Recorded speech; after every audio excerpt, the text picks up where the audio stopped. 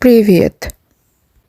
তো ছোটবেলা থেকেই দেখে আসছি 31st নাইট মানে হচ্ছে অনেক ভালো মন্দ খাইতে হবে।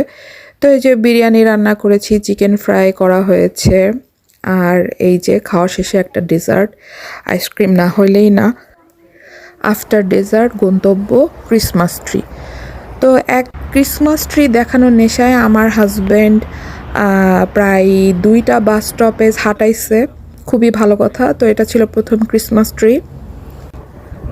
দেন এটা হচ্ছে দ্য লার্জ ওয়ান। এখানে বেসিক্যালি একটা পার্কের মতোই করছে ক্রিসমাস ট্রি।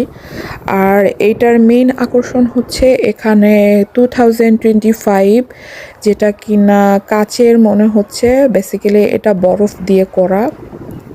আর বাইরে এত ঠান্ডা ছিল যে এটা গলে যাওয়ার কোনোই কারণ নাই। তারপরে এই যে